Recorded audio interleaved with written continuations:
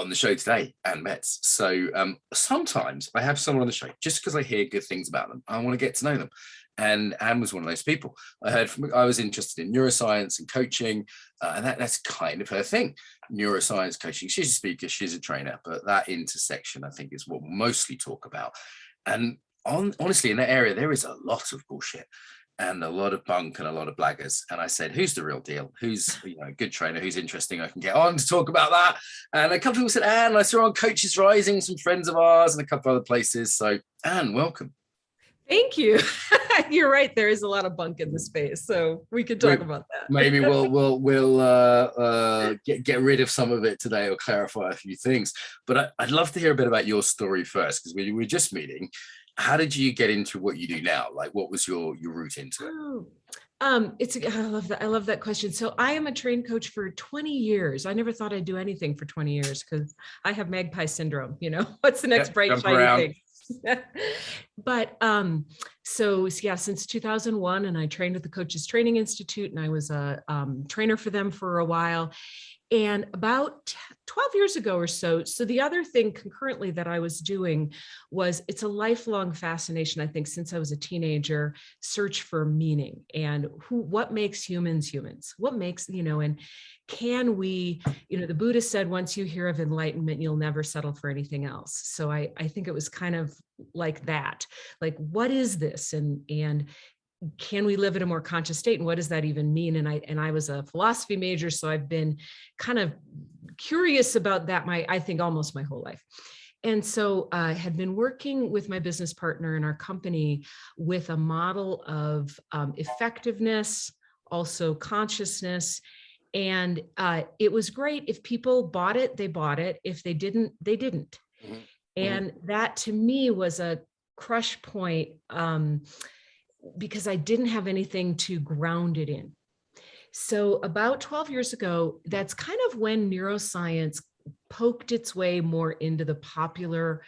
It got big, didn't it? It suddenly got fashionable. Yeah, it's about 2010 is what we're looking at. It just kind of, there was enough people looking at it that it came into the leadership and coaching space. It had been going on, but at any rate. Sure. So I said to my partner, I said, I think we need to figure out if there's neuroscience behind our model. Can we ground this? And I went and studied neuroscience at the graduate level not to figure out coaching, but to figure out, is there a change as people go from more of a, we might think, and this is not accurate language, but we'll just use it anyway, from a more reactive state to a creative state? Is there a difference in their brain and in the whole system? Not just the brain, but how the system is responding. And so the end of the story is, as I got into this, what I kept finding that I hadn't been looking for was validation for coaching. Be like, oh, here's all this research on stress. And by the way, when you do these things, they will lower cortisol markers, which is a really good marker of stress. And I'd be like, oh, well, they taught me that in coaching school. Who knew? So, and do you think, just jump in if I may? Yeah, please. I'm sort of concerned that's become how neuroscience is approached by coaches, yoga teachers, different people, is almost like a justification. Like, it's like they kind of know it anyway. They're experienced people like yourself. They've done the coaching or the yoga, or whatever it is. And then they look for the neuroscience, which in some way justifies it. And that has sort of two sides, right? Like, on the one hand, it's like, hey, there's some science behind what I've been doing, and that can make it more accessible to, here's a slide with a brain with a blob of color on it, great. And then there has a sort of another side that's maybe less healthy, of just sort of looking to sort of reinforce and justify. Right. Yeah, validate existing beliefs. I think that's a legitimate question around it, because on the one hand, it's natural to say and be excited about, oh my gosh, here is this thing that I do. And I'll speak more about the coaching world because I know that better than the yoga world. Sure. But here's this thing that I'm doing in coaching. And when I learned it, all my teachers could tell me was, trust me, it works. Just keep practicing it, try it, it works. And I'd be with a client, particularly a client who was very logical and linear. And I'd be like, maybe we should get up and look at this from a different, place in the room. And they'd be like, why are we doing that? Isn't everything important going on right here? And if I could give them some, but yet, when they did it, they would have transformation. Yeah. So on the one hand, what I have said, what I would say is, if it works in human development, there's going to be a neuroscience explanation. Now, some of them might be very long and complicated. It's not going to be a one-liner usually, because we are way too complex a system for a one-liner. On the other hand, I do think it's important for us to keep looking at the neuroscience of human development and asking ourselves whether what we're doing is the best we can do. So that's kind of the flip side. Yeah, well, let's take a couple of examples then. Please. What's something you already did in coaching that you then went, great, there's this nice neuroscience explanation, and that can make it more accessible for people?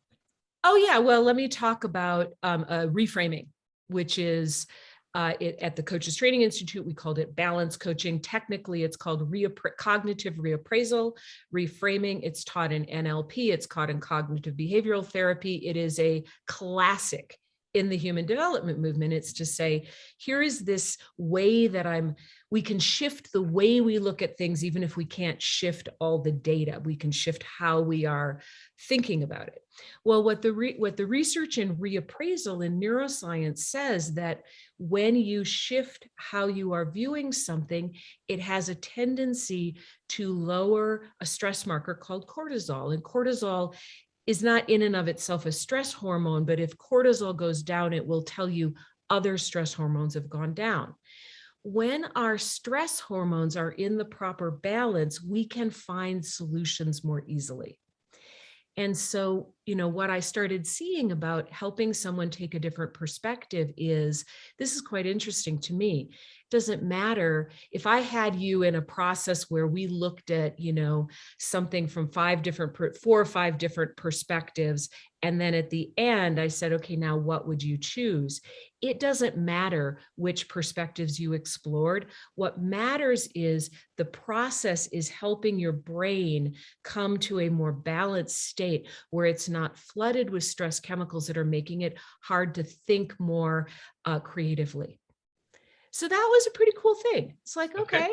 You get people to a state where they're more capable. What about the other way around? So this is sometimes, I think, rarer. What was a piece of neuroscience you came across and went, oh, I need to change what I'm doing? Yeah. Good. Okay. That's good. Or refine it. Yeah. Maybe refine it.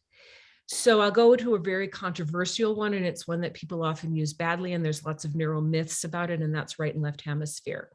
So, you can go on Facebook and you can do your little test, and am I right-brained or left-brained? And it's a very, very layered area. There's a lot of myths around that. However, we do have 2 hemispheres, and they do process information differently.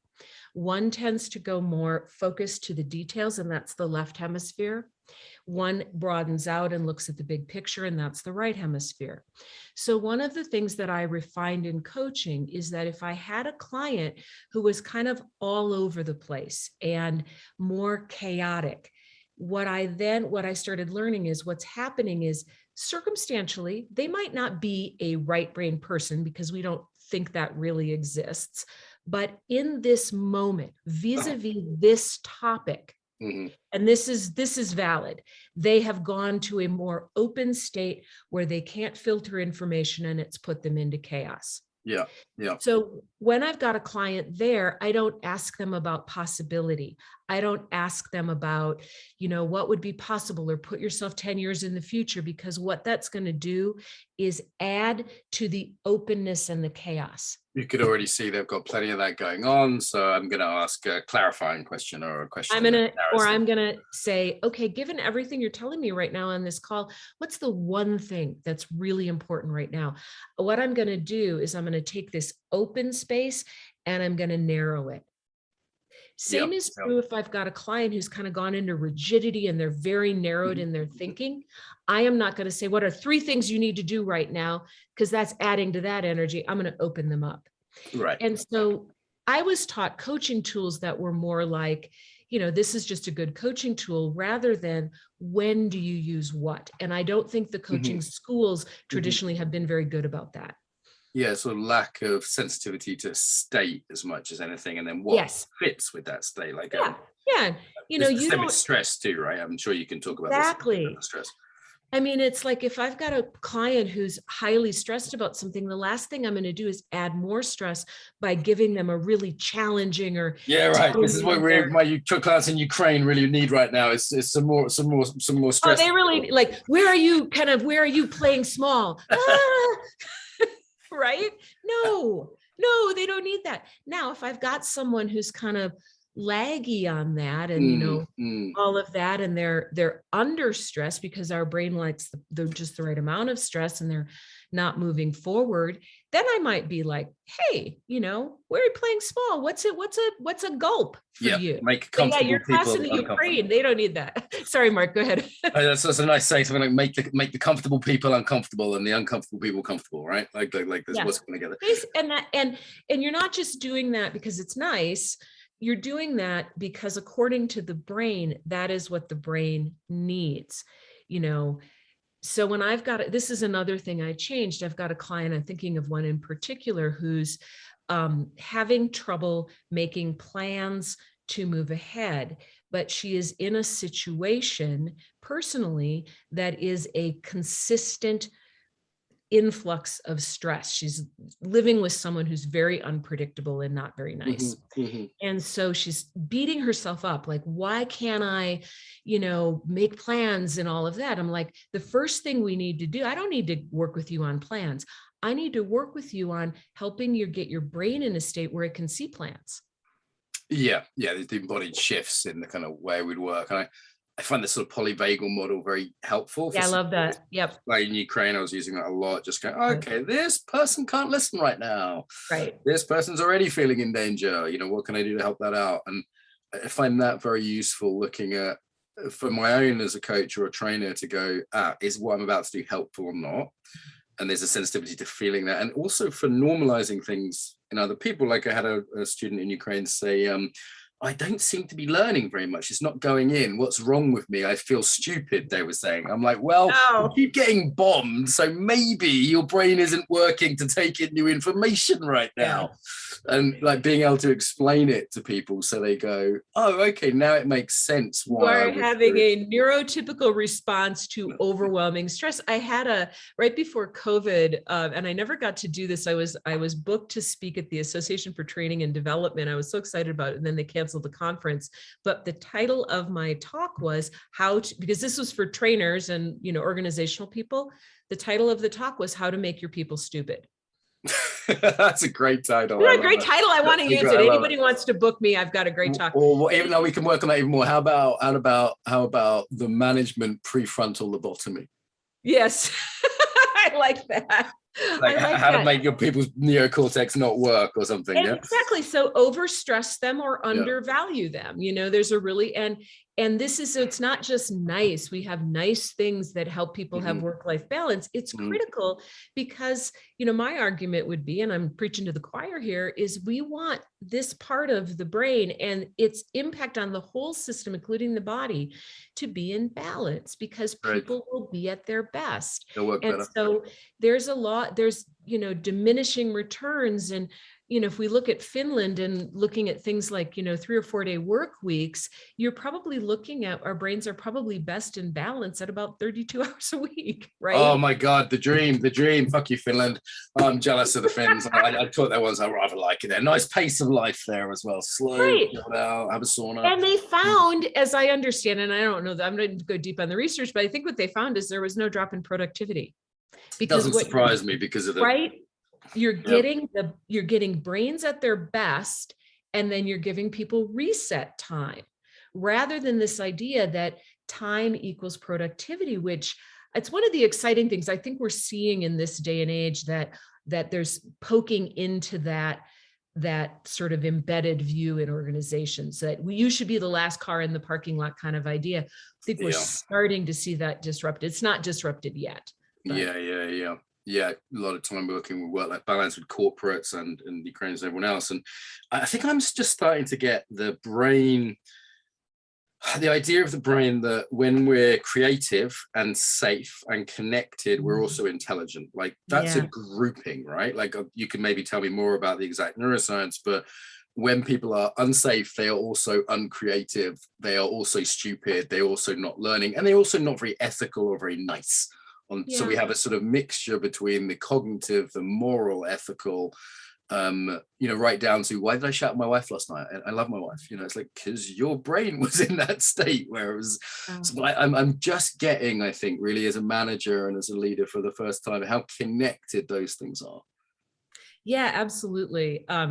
That's a big one. Is there a particular place that would be at, part of it, let me talk big picture, is part of it is that our brains operate on a first principle, which is survival. And that's not news to you or anyone else, but it's that's one of the people that I follow in this space, just love her. And we've brought her into Coaches Rising, brought her in, and I brought her into the ICF, is Lisa Feldman Barrett. Just brilliant. By the way, if people are interested in, look her up. In the book, I'll just give one book here, because if you want a basic book on the brain, people have been asking me for years, like, what's the best book on the brain? And be like, well, what are you interested in? I don't know anyone who's covered it more comprehensively. And then she wrote the book, and it's called 7.5 Lessons About the Brain. Lisa Feldman Barrett, highly recommend. But she basically sort of cheekily says, the only reason we have a brain, I don't know if it's cheeky or not. I think it's really her truth, the truth as she sees it. The only reason we have a brain is to manage, to keep our body alive and manage what she calls our body budget. Okay, so she's talking about sort of what's high and low sugar expenditure or something like that? Sugar, salt, hormones, etc. Everything that goes into running this body. The brain, the reason we evolved into this complex brain is to keep this very complex system alive. And so back to your point about, why did I shout at my wife, etc. Why are some of these things so hard, is that the brain is trying to operate on the lowest amount of energy possible, and the lowest amount of energy possible are the most habitual patterns. So this is the idea of sort of, when you're stressed, you do what's efficient, even if it's not particularly intelligent, because it's the old, they're wired together, they're fired together. So you're you're just doing what people will revert to those old kind of patterns. Yeah, you do not the best way I think about this fun research study on Israeli judges, where they looked to see when they were most flexible in terms of sentencing. Oh, yes. And it was right after lunch. Yeah. When they're eating, you don't want to be sentenced before lunch. I heard exactly. that. Yeah. No, exactly. That one. Not a good one. And I mean, you sort of think about this as levels, do you? So do you think of it as sort of like survival? Because there's different ways of cutting this more or less accurately neurologically, or more or less depending on the audience, right? Like, Paul just has his. Well, do you think of survival mode, threat mode, functioning mode, creativity mode, enlightenment mode? Like, how do you kind of? You could put it along those lines. It's pretty classic. One of my favorite quotes is from a French theologian, Teilhard de Chardin, and he said, everything that rises must converge. And so I would say that is a very good basic, through line when we think about levels of consciousness, however it is divided up, or whatever system anybody's got. There should be no proprietary, this is the only way to look at it. It should be convergent, because if it's not, something's off in one system or the other. Truth rises, would be my view. So that would be very much in line with what we call our 7 levels of effectiveness. We break it down to 7, but it's very much, survival to, the survival levels that are less functional levels, to the more courageous levels, to the more open and creative and, possibly enlightenment levels, just as you said. Are you talking state or level though here? I mean, it sounds like you're sort of Wilburites kind of trained, like stage or state. This is a whole very layered conversation. It can function in a couple of ways, just sort of like I said about right and left hemisphere. I can be in a place where I'm or with a person where I'm consistently in an open and creative state. I might have someone else in my life, my mother, who's passed away now 10 years, she could reliably put me in a state of fear. Just really good at that. This is what amuses me about the sort of, I love the stage development stuff, Wilbur, Keegan, but I'm like, is that you on a good day or a bad day? Right, exactly. Or like, who are you with? Or who are you with? Where are you? Have you had lunch? Right. Is this about money? Is this about work? Is this about your health or your body? So the way that we think about it, and this came from my business partner, Ursula, I love this insight. She said, it's like a radio wave. Okay. And everyone has a home frequency. And that wherever you are sort of as your steady state, you're not going to be there all the time. And you're not going to be there vis-a-vis everything in your life and every person. You're going to go higher. Sometimes you're going to go lower on any given day. You're going to be in this radio frequency. So when I think about increasing my own effectiveness, I don't think about like, I got to get to this next level that just seems so egocentric and narcissistic. It's more, how do I move my radio wave where maybe I don't go quite as, I don't go quite as often to my, the state where I have no empathy or where I'm very, rigid, but I know I'm a human and I include all of this. Yeah. So. Yeah. All right. This is great. I'm enjoying this. Right. Let's get back to just speaking out loud. Let's get back to neurobunk. So neurobunk. Okay, neuro myths. So what are some of the myths? I'm thinking of calling this episode neuro myths. People love a bit of myth busting. They love a bit of neuroscience. Yeah. It's the perfect combination. And it's been, neuroscience stuff's been around quite a while. It's been popularized. Left and right brain. What are some of the sort of more commonly held neuro myths out there? Yeah, probably the biggest one. And I think what's really cool about this one is people are starting to understand that they should question it. But probably the biggest one is the idea that we have a reptile brain. Okay. And that we can use it. And what follows from that is we can then use that as an excuse, right? I was, I had an amygdala hijack. I have this reptile brain, and that the brain evolved in 3 layers. Yeah.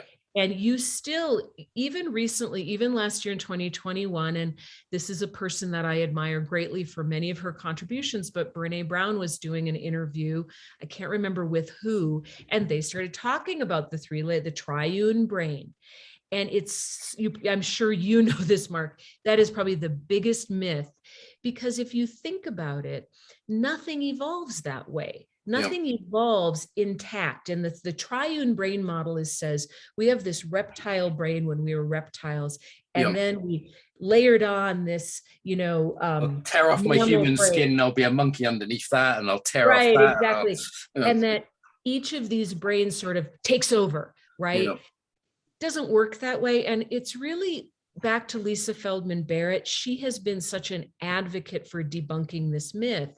And you still hear people say like your amygdala is, or you hear people say like your amygdala is the seat of emotions. Yeah. Yeah. Or this part of the brain is the place of memory. Okay. So the idea that parts do a function, which isn't the case, right? There's always. Exactly. It's a system. The brain is it's a system of systems. And so I'm very careful about what I say. I speak very carefully and I say participates in. Nice. So there's a couple of myths. So let me just go back to triune brain theory, because it's pretty much like the standard. This is how you explain certain things.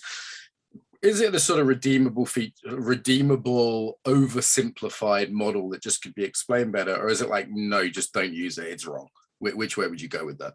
I'd go, don't use it, it's wrong. And I think the more that you use it and the more educated the general population gets, the more it's going to destroy your own credibility. Yeah, I've said to my students, you better hope there's not an actual neuroscientist in the audience. You better hope there's not somebody who's read a good New York Times article, right now, it's even read Lisa Feldman Barrett's book or whatever. You better, forget the neuroscientist. You better hope there's not an educated person out there. Do you have an alternative for like, okay, you've got a 20-minute, lecturing part of your training. Maybe I'm doing a 4-hour stress management training. I feel like hitting my business people up with a little bit of neuroscience just to kind of help things out a little bit. What would be your alternative then for that? It's a great question. I love this. And so, because I had to think about it, it was so handy. It was so easy. It was like, and people resonated with it. They're like, oh yeah, I can feel my reptilian brain and all of that. Not true, not accurate. There are some reasons why it resonates with us. Let me give you one. One is that the lower parts of the brain, like the amygdala and the limbic areas, limbic is not a system. There are areas that we call limbic areas. They don't necessarily work together as a system. So I'm careful about that. That's fine tuning. But often the strong emotion that we have, it often has an origination point there.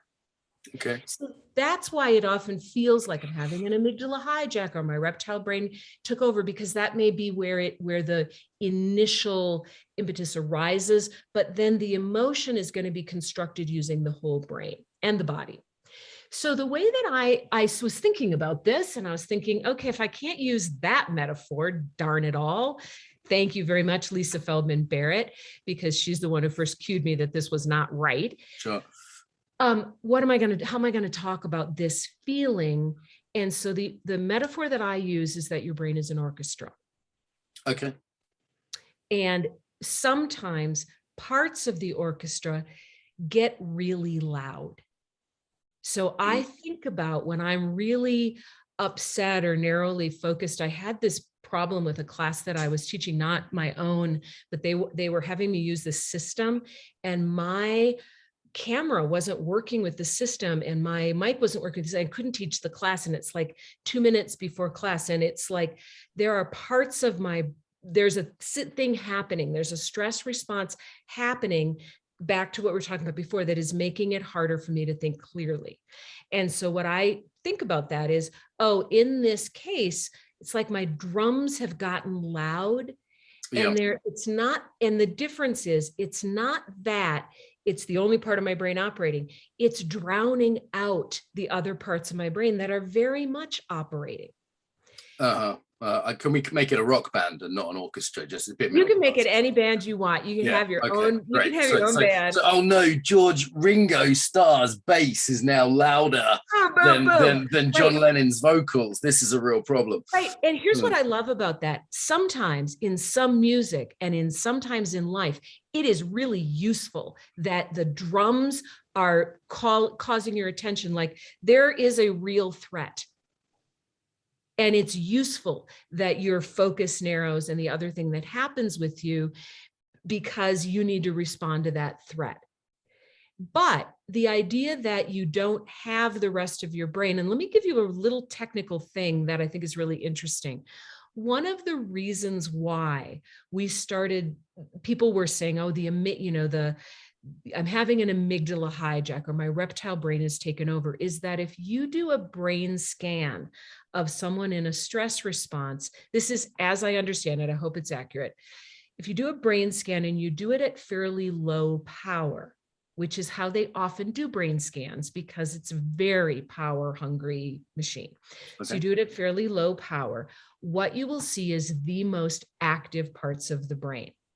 But if you do a full, and so you might just see, oh my God, all of the activities in the amygdala. If you do a brain scan at full power, what you will see is, there's a lot of activity there. There's a lot of blood flow there. However, there's still activity in the rest. So the rest of the orchestra is playing, just not as loud. Okay, so sort of another way of looking at things. All right, so we've got the sort of triune brain myth. You mentioned sort of left-right brain stuff. I think it's been sort of, vastly overdone, and people get sort of put in boxes. You're a left brain person, you're a right brain person. I heard you sort of skeptical of that. The idea of location, places being the center of the thing. I think, that seems to be because it's more distributed networks, how things work together, right? Is that fair to say? Yep. Any other common ones that what makes you face palm and eye roll and want to punch someone at the same time when you hear it said by NLP trainer number 772? I think those are the big ones. They're the big ones. Those would be the big ones. I want to say, and then I'll tell you the sort of the general one though that does make me want to face palm. The general one, then I want to go back to just one particular thing about right and left hemisphere, but the general one that makes me go, is when people claim things are based in science that are not. Okay, science says very clearly. Yeah, well, your brain, this is the brain, and they really don't know, and and so, I've been looking at neuro-linguistic programming right now, and just the idea of using neuro in that to me is a difficult term, because people have an assumption that everything that happens in there, people understand the mechanism by which it's happening in the brain. It's a power claim. It's a power claim. And this is where you have some strong suspicions of the sort of neuroscience world as applied particularly to leadership coaching and training, not so much the actual scientists in Cambridge or whatever doing their thing, is that it's a status claim and a power claim. It says, I'm a priest. I'm part of a priestly class. And it's like when you listen to medieval, priests sort of, I have access to God and you don't, peasant. Yeah. That's the flavor of it sometimes that I object to. And another part of that for me is often it's not really doing anything new. It's just putting fancy long words, and sometimes taking a lot of time in training to do it, putting long words on things. Yeah, we all knew that. And how does that help? Just by giving it, we could translate everything we've just said today into Greek, and that wouldn't help. Oh, it didn't help. Well, there's this great quote, and I think it was Richard Feynman. It was not Einstein. It gets attributed to him, but it's basically the shortened version of this is, if you can't explain it simply, you don't understand it well enough. And I think there's a cleanness to being able to explain some of these things with clarity, and also know when, the whole process of emotions it takes me about an hour to explain, to really walk people through the current research on how emotions are constructed with the body and the brain and memory and prediction. I can explain it simply, but I can't explain it quickly. And anybody who tells you emotions are this or that, my view is probably wrong. Well, I'm a British man. I don't have any, so I don't have to worry. That's right. Well, my British friends like to say, "Oh, I'm having an emotion." I'm having an emotion privately. I might write a poem about it later. It's none of your business. Jokes aside, do you think sort of cultural factors are here? Because we talk about the brain as if there was one, but given that there are anatomical differences, a Maasai doesn't look like a pygmy. One of them's half the size of the other. We might expect different populations have different brains as well. Not ethnically perhaps, but are these studies done on Maasais and Pygmies and Aboriginals, or are they done on students in Harvard?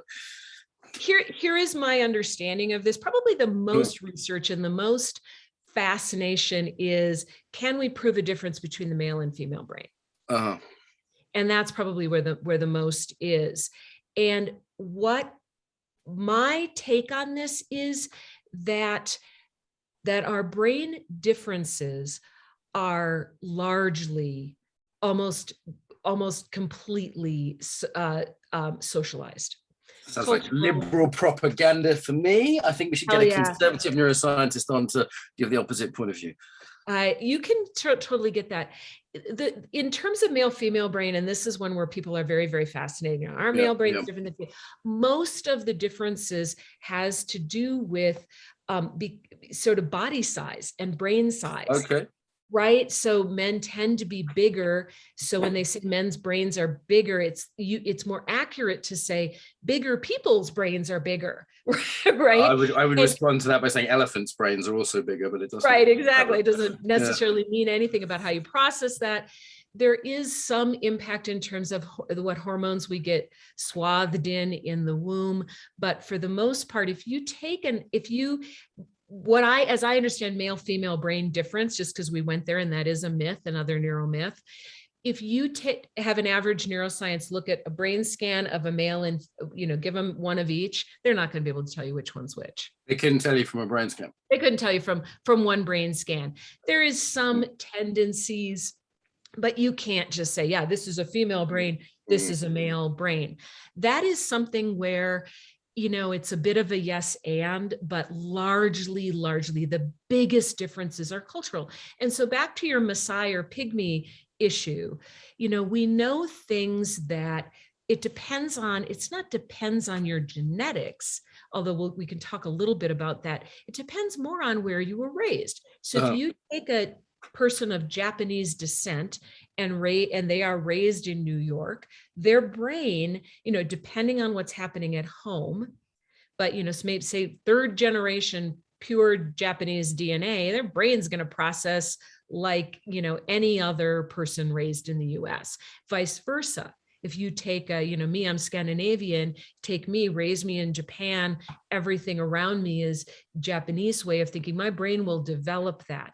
And there are differences in terms of, give you an example, you might know this one, in terms of how the brain sort of tilts to processing. And so if you give a group of American raised students and you have them look at a fish tank and you ask them to describe the fish tank, what you will more likely get is descriptions of the individual fish. If you take a group of Korean students, which is where they did this, have them look at a fish tank, what they will describe is the environment of the fish tank. This is a little bit more of a cultural right brain tendency with the Korean, and this does play out in other Asian countries, little more of a cultural shift to the right brain versus in the US, a little more shift to the left brain. I mean, it does make sense. The brain's pretty malleable by definition, almost, it's a malleable organ, unlike sort of height or some other things. Yeah. And so it makes sense that it would be culturally adapted, as otherwise culture wouldn't exist as a thing. And also, if you probably took someone, I'd be curious, there's probably people listening here who, have moved from their, place of birth, fairly young and move to a different culture and find after a certain number of years, they think more in alignment with that culture. Oh yeah, no, I mean, I've lived in a few countries and it's definitely it takes 3 to 6 months for a culture to sort of really leave a mark on me permanently is what I've discovered. And certainly people have, I've known friends who live 20 years and I joke with my wife, she's getting more English every day, but yeah, absolutely. Because we are meant to, I don't know, so how do I want to say this? We are relational beings. And we actually, this is maybe the other neuro myth. Let's go here for a minute. One more, okay, let's do it. It comes back to the embodiment piece, So this might be one of the biggest neuro myths. You should get better at your own brain. You are an individual. You should brain hack yourself. You should totally, do everything within this system and particularly get your own personal brain better. And you're going to be more effective if you develop individually. Yeah. Especially this right here in the skull. Individual brain as opposed to collective. And what the current thinking, and this is actually something, and you I'm sure know this, but this is something that came out of, was a contribution originally from philosophy. And I believe, it's Andy Clark and David Chalmers. And I want to say it goes back to the 90s. And I think my names are right. I think it was Andy Clark who left his laptop behind on a train. And he called his colleague, David Chalmers. I'm probably ruining the story, but it's something like this. And he said, I feel like I've lost my mind because I left my laptop. And from there, Clark and Chalmers developed this very fascination and robust inquiry into something that in philosophy, and now it's crossing over to neuroscience, what they're calling the extended mind. At the time, they had difficulty getting the paper published because this was pre-smartphones. It's the idea that your mind extended out.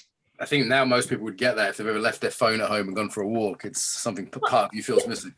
You don't. I'm taking notes on my phone, so if you see me tapping away, I'm not texting my mom. Totally. I mean, it's my cat. I don't have to. I have externalized my memory. Yeah. I don't remember anything. Why would you? Why would you remember phone numbers? Why would you remember, what you need to do that day? It's not a good use, and our brains aren't good. Our brains are not super. You can get good at it. You can study memory, but why would you want to when you can extend it? Well, there's a wonderful book. I'll give you one more book, and it's my other big favorite book. It's by Annie Murphy Paul. She's a journalist. She wrote a book called The Extended Mind. It is one of the most brilliant things I've ever read in my life. She is brilliant. And what she does is she looks at how trying to develop this in ourselves is a losing game. It's not going to make you the best or smartest. What's going to make you the most effective is figuring out how to use mind extensions. The number one probably being each other. We are, you and I are smarter together, talking. Yeah, teams are critical. Polishing. So her 4 areas, if I can remember them, are each other, relationship, the body, extending our mind. And, and I think about, you probably know my good friend, Mandy Blake. I don't know if you've had, I've had her on popular episodes. Yeah, Mandy. Mandy is my bud and my go-to for embodied wisdom and embodied knowledge. So using the body, using the physical environment and externalizing. And this can be anything from putting things on a whiteboard to moving objects around. Yeah, it really helps people think, right? It could also be just, how do you set up your training room so that it is most conducive to a particular way of processing? And then the 4th way is technology. And often when we think about the extended mind, that's the one that gets all the attention. But the other 3, you don't have to pay for, and they're at our fingertips literally at any moment. Yeah. The relational element makes sense. We are almost. That's how to get smarter. That is how we get smarter. I have smart people around you. I always said the best way. Extend your mind into every way possible. It's how you do better training. It's how you do better coaching. It help your client extend their mind. That to me is the biggest neuro myth, and the biggest neuro myth busting is, don't work on this in here. Don't worry about that. Work on all of the extensions. And get that book if you want to know more about it. It's brilliant. Look her up. Did you mention sort of neuroatypicality earlier? Maybe just to finish. So there are sort of, I'm someone who's pretty ADHD. I've got cousins on the autism spectrum.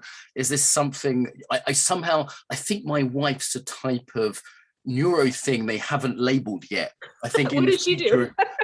Lots of very cool and interesting. She's basically a cat, but she's famous amongst my students. But I won't go into the details. She's wonderfully weird, but there's no name for what she is. She's not autistic. She's not a psychopath. She's not ADHD. But I suspect there's a category waiting for her in the future. I think we're going to find a few more categories that are kind of neuroatypical, that aren't sort of dysfunctional enough to really need treatment, but they're a bit different. Any thoughts on neuroatypicality? Yeah, and the way that I love that, I want to meet her because I'm basically a cat as well, so that works for me. She might be a highly sensitive person. That might be the category.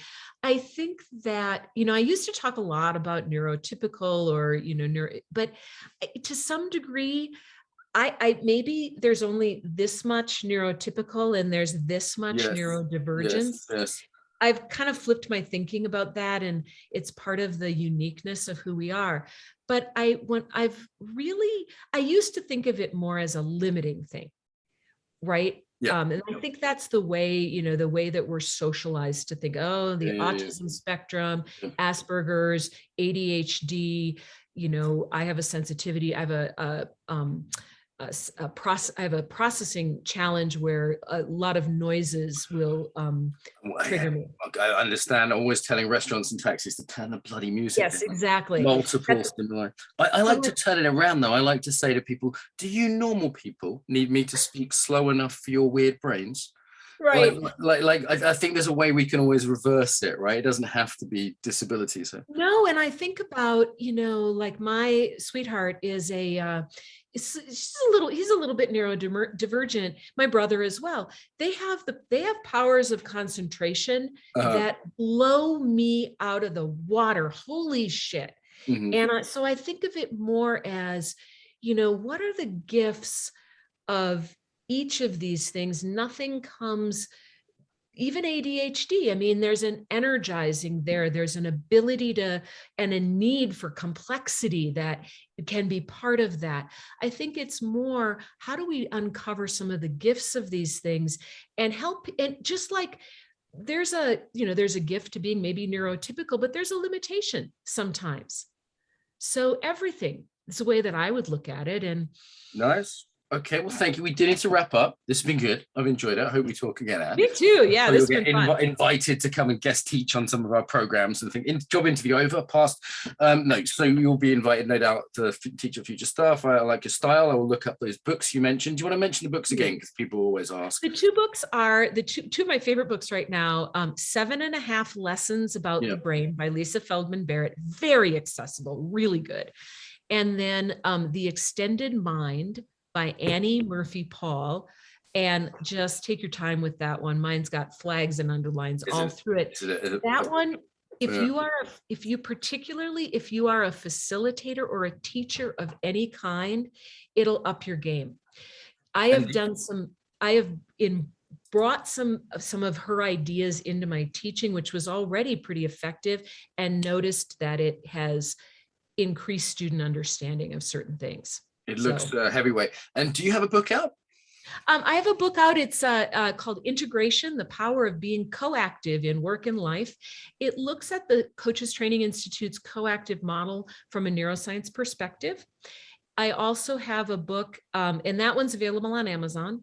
I also have a book on the neuroscience of the International Coach Federation's coaching competencies, updated in 2020. That's on my website at beaboveleadership.com. And shout out to all our CTI friends, lots of CTI friends who work with us and come on courses, very, very good experiences of coactive coaching and CTI. So I just want to give them a bit of big up. Where do people find your stuff specifically? Where's the place to go? Two places, beaboveleadership.com, my main website, and that has our programs on neuroscience and coaching. Also trauma, neuroscience and trauma in coaching. You hit the two most trendy things going on there. You must be selling a million copies of that. Hell yeah. So, and then the other one, if you're just looking, I've got a blog that has a lot of stuff on coaching and neuroscience. It's called Your Coaching Brain, and it's yourcoachingbrain@wordpress.com. www.yourcoachingbrain.wordpress.com. And I need to go, but this was great. Really, this is super fun. Thank you, Mark. I had a great time. Thanks for joining us.